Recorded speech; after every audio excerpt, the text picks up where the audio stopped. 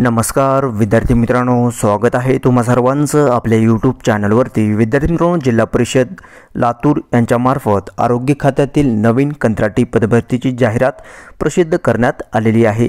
तेव्हा पाहूयात या व्हिडिओच्या माध्यमातून काय प्रोसिजर असेल अर्ज सादर करण्याकरिता, तसेच या जाहिराती अनुसरून कोणती पदे भरण्यात येणार आहेत, त्या पदांकरिता काय शैक्षणिक अर्हता ठेवण्यात आलेली आहे, एकत्रित मानधन किती देण्यात येणार आहे, सर्व बाबी आपण या व्हिडिओच्या माध्यमातून जाणून घेऊया।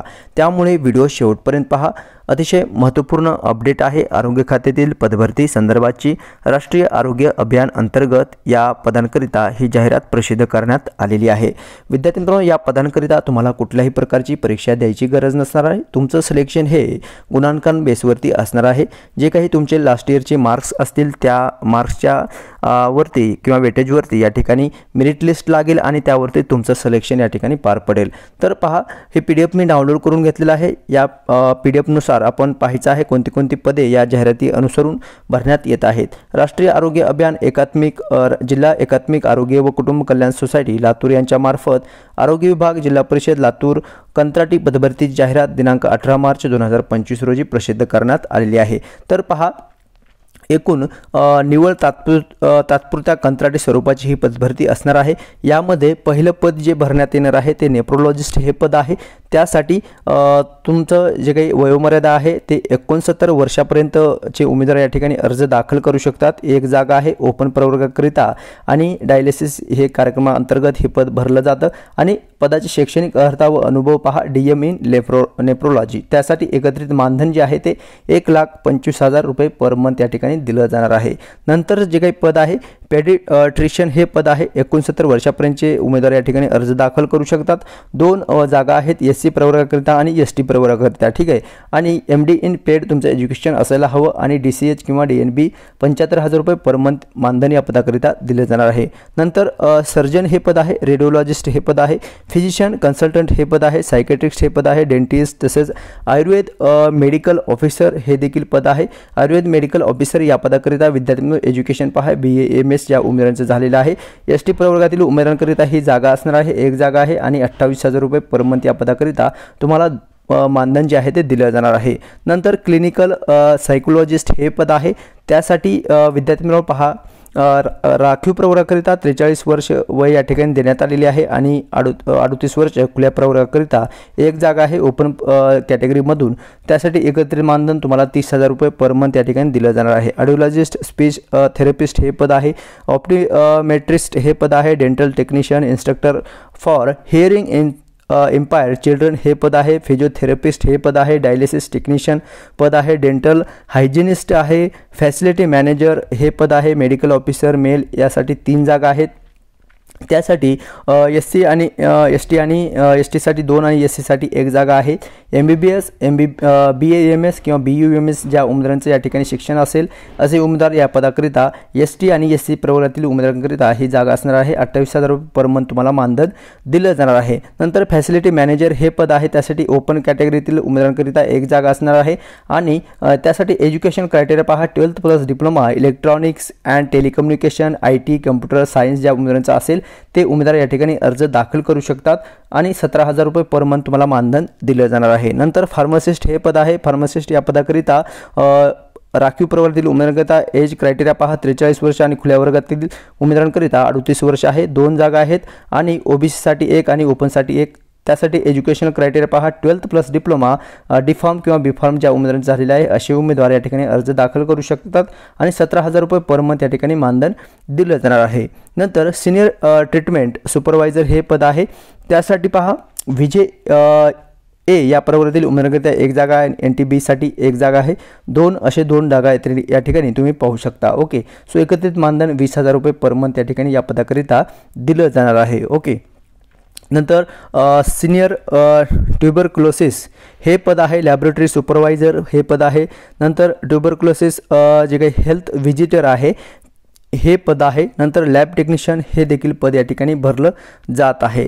Public health manager entomologist public health super specialist हे देखील पद आहे। ओके, सो विद्यार्थी मित्रांनो, हे या ठिकाणी पद आहेत। जवळपास 26 पदांकरिता या ठिकाणी जाहिरात जी आहे ते प्रसिद्ध करण्यात आलेली आहे। प्रत्येक पदांकरिता एक ते 2 किंवा 5 अशा प्रकारे जागा जी आहे ती या ठिकाणी तुम्हाला पाहाव्यास भेटत आहे। ओके, सो याची लिंक जी आहे डिस्क्रिप्शनमध्ये प्रोव्हाइड केली जाईल। त्या लिंकवरती क्लिक करून हे PDF तुम्ही डाउनलोड करून घ्या आणि तुम्हाला ज्या पदाकरिता आवेदन करायचं आहे त्या पदांकरिता डिटेलमध्ये शैक्षणिक अर्हता काय आहे ते सर्व माहिती तुम्ही रीड करून मग नंतरच फॉर्म फिलअप करायचा आहे। ओके, सो आता महत्त्वाचं म्हणजे तुमचं सिलेक्शन प्रोसिजर काय असेल, अर्ज दाखल करण्याकरिता काय या ठिकाणी प्रोसिजर असणार आहे ती आपण माहिती थोडंसं जाणून घेऊया। तर पहा, अटी आणि महत्त्वाच्या शर्ती देखील या ठिकाणी देण्यात आलेली आहे। ही जी काही निवड आहे, निवड झालेल्या उमेदवारांना 30 जून 2025 पर्यंत नियुक्ती देण्यात येतील आणि उपरोक्त सर्व पदांकरिता वेतन हे एकत्रित मानधन असणार आहे। नंतर सदरील पदांकरिता नियुक्ती ही केव्हाही संपुष्टात येऊ शकते। एखादा कार्यक्रम वगळला, बंद पडला तर या पदावरील उमेदवारांची सेवा आपोआप संपुष्टात येईल असे या ठिकाणी सांगण्यात आलेले आहे। ठीक आहे, तर पहा, तुम्हाला अर्ज सादर करण्याच्या दिनांकात म्हणजे तुमचे वय जे आहे ते 18 वर्षापेक्षा कमी नसावे आणि कमाल वयोमर्यादेपेक्षा जास्त नसावे। ठीक आहे, आणि जे काही कमाल वयोमर्यादा किंवा सेवा प्रवेश मर्यादा आहे 5 वर्षापर्यंत स्थितीत करण्यात आलेली आहे। यामध्ये आरोग्य खात्यातील उमेदवारांकरिता हे असणार आहे बाब। आणि अर्ज सादर करण्याकरिता अंतिम तारीख जी आहे ते 4/4/2025 राहणार आहे। ठीक आहे, तर पहा, 18 तारखेला या ठिकाणी जाहिरात प्रसिद्ध करण्यात आलेली आहे। लास्ट डेट जी आहे ते 4 एप्रिल 4/4/2025 ही लास्ट डेट असणार आहे अर्ज सादर करण्याकरिता। ठीक आहे, आता अर्ज सादर कशा पद्धतीने करायचा आहे ते आपण जाणून घेऊया। तर पहा, अर्ज सादर करण्याकरिता तुम्हाला या ठिकाणी चलन भरावं लागणार आहे। 150 रुपये परीक्षा शुल्क असेल आणि मागास वर्गाकरिता या ठिकाणी 100 रुपये भरणा तुम्हाला करावं लागणार आहे। आता हे परीक्षा शुल्क जाहिरात प्रसिद्ध झाल्यापासून दिनांकापासून ते अंतिम दिनांकापर्यंत स्वीकारले जातील। आता हे परीक्षा शुल्क म्हणलेलं आहे। तुमची परीक्षा या ठिकाणी नसणार आहे, तुमचं सिलेक्शन या ठिकाणी तुमच्या मेरिट बेसवरती असणार आहे। ठीक आहे, हा DD डिमांड ड्राफ्ट असतो तो तुम्हाला चलन या ठिकाणी भरावं लागणार आहे। या ठिकाणी बँकेचे नाव तसेच अकाउंट नंबर, IFSC कोड सर्व माहिती या ठिकाणी देण्यात आलेली आहे। तुम्ही हे चलन जे आहे ते Google Pay किंवा PhonePe द्वारे देखील ऑनलाईन भरू शकता। ओके, आता महत्त्वाचं म्हणजे काय, अर्ज कशा पद्धतीने तुम्हाला सादर करायचा आहे आणि कुठे सादर करायचा आहे तर पहा, त्याचा संपूर्ण पत्ता देण्यात आलेला आहे। यामध्ये वरील 19 जे काही पद आहेत यामध्ये फार्मासिस्ट आहे, medical officer, facility manager, dental hygienist आहे, dialysis technician, physiotherapist, instructor for hearing impaired children हे पद आहे। नंतर डेंटल टेक्निशियन, ऑप्टिमेट्रिस्ट हे पद आहे, ऑडिओलॉजिस्ट, स्पीच थेरपिस्ट, क्लिनिकल फिजिओलॉजी तसेच Ayurveda medical officer, dentist, psychiatrist, physician, consultant, radiologist, surgeon आणि पेडिट्रिशियन आणि नेफ्रोलॉजिस्ट हे पद आहे। जवळपास या पदांकरिता अर्ज स्वीकारण्याचं ठिकाण जे आहे ते ग्रँड हॉटेल समोर उपसंचालक कार्यालय पाठीमागे राष्ट्रीय आरोग्य अभियान जिल्हा शल्य चिकित्सक कार्यालय लातूर या ठिकाणी या पत्त्यावरती तुम्हाला अर्ज जे आहे ते सादर करायचा आहे। आता जे काही बाकीचे पद आहेत जवळपास 5 पदे आहेत। यामध्ये senior treatment supervisor, senior tuberculosis laboratory supervisor आहे, नंतर ट्युबरक्युलोसिस हेल्थ व्हिजिटर आणि लॅब टेक्निशियन हे पद आहे। या पदांकरिता तुम्हाला मध्यवर्ती प्रशासकीय इमारत जुने जिल्हाधिकारी कार्यालयाच्या बाजूस 3रा मजला जिल्हा क्षयरोग अधिकारी कार्यालय या ठिकाणी तुम्हाला अर्ज सादर करायचा आहे। आता आपल्याला तुमचं जे काही सिलेक्शन रेशो आहे ते कशा पद्धतीने असेल पहा। अनुक्रमांक 1 व 2 या पदांकरिता खालीलप्रमाणे गुणांचे वितरण असतील। यामध्ये 50% शैक्षणिक अंतिम वर्षाचे गुणांकन असेल, 50% रेशो या ठिकाणी घेण्यात येणार आहे। 1:3 मुलाखत असेल। प्रसिद्ध जाहिरातीमध्ये पदांकरिता नोंदणी केलेल्या उमेदवारांची संख्या विचारात घेऊन मग नंतर 1:3 कट ऑफ खालीलप्रमाणे घेण्यात येणार आहे। ठीक आहे, यामध्ये पहा, अंतिम वर्षाचे गुणांचे 50% असेल, नंतर शैक्षणिक अर्हतेपेक्षा जास्त तुमचे एज्युकेशन तुमचं झालेलं असेल तर 20 गुण अतिरिक्त देण्यात येणार आहे। आणि वरील पदांकरिता शासकीय अनुभव असेल तर 1 वर्षाकरिता 6 गुण आणि त्यानुसार जास्तीत जास्त 30 गुण तुम्हाला या ठिकाणी दिले जाणार आहे। ठीक आहे, ओके, सो हा या ठिकाणी ॲप्लिकेशन फॉर्मॅट देण्यात आलेला आहे। हा फॉर्मॅट तुम्ही काय करायचं आहे, A4 साईजमध्ये प्रिंटआउट करून घ्यायचा आहे आणि नंतर फॉर्म फिलअप करून त्या दिलेल्या ॲड्रेसवरती तुम्हाला सादर करायचा आहे बाय सेल्फ। त्या ठिकाणी तुम्ही जाऊन सादर करू शकता। या ठिकाणी फोटो लावायचा आहे, प्रति कुठले जे काही ऑफिस आहे त्या कार्यालयाचं नाव तसेच पदांचं नाव, ज्या पदाकरिता तुम्ही आवेदन करत आहात त्या पदाचं नाव या ठिकाणी लिहायचं आहे।